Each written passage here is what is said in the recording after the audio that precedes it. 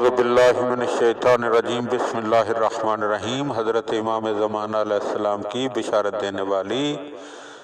مقدس ہستیوں میں سے 10ویں امام حضرت امام علی نقی علیہ السلام کے جنہیں علی الحادی کے نام سے یاد کیا جاتا ہے، آپ امام مہدی علیہ السلام کے جد بزرگوار ہیں۔ خدا نے آپ کے نصیب میں امام مہدی سے ملاقات نہ لکھی تھی، کیونکہ امام مہدی کی ولادت امام ہادی کی شہادت کے بعد ہوئی تھی، لیکن امام علی الحادی النقی ان کے لیے فضا سازگار کرنے اور راہ ہموار کرنے میں سر فہرست رہے۔ کتاب اکمال الدین میں امام حسن عسکری علیہ السلام اور سیدہ جناب نرجس خاتون سلام اللہ علیہ کی شادی امام علی الحادی کے ہاتھوں طے پائی، اور ساتھ یہ بشارت بھی دی گئی کہ عنقریب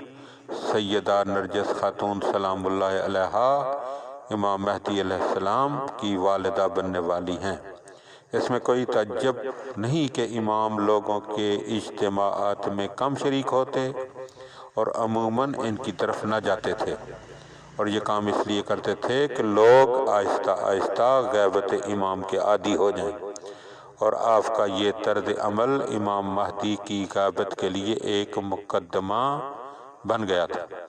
اسی لیے 10ویں امام نے بغداد میں اپنے نائبین اور وکلاء مقرر کیے کہ جو ان کے اور شیعہ عوام کے مابین رابطے کا ذریعہ تھے، اور آپ اپنے شیعوں کو فقہی مسائل وغیرہ میں ان کی طرف رجوع کرنے کا حکم دیتے تھے۔ تو جس طرح 10ویں امام نے اور پھر 11ویں امام نے اپنے نائبین مقرر کیے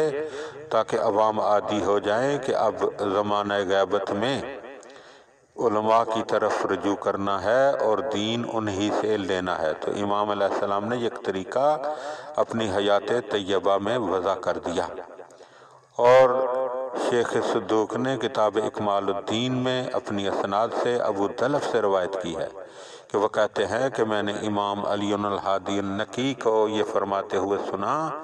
بے شک میرے بعد امام میرے بیٹے حسن العسکری ہیں، اور حسن العسکری علیہ السلام کے بعد ان کے بیٹے القائم علیہ السلام ہیں، جو زمین کو عدل و انصاف سے یوں بھر دیں گے جیسے کہ وہ ظلم و جور سے بھر چکی ہوگی۔ تو مومنین کرام، یہاں پر 10ویں امام علیہ السلام کا مقدس ذکر جو ہے وہ مکمل ہو رہا ہے، اور پھر آخری اس حوالے سے جو خوشخبری ہے وہ 11ویں امام حضرت امام حسن عسکری علیہ السلام کی زبان اقدس سے جاری ہونے والے الفاظ ہوں گے۔ اللہم صلی علی محمد و آل محمد۔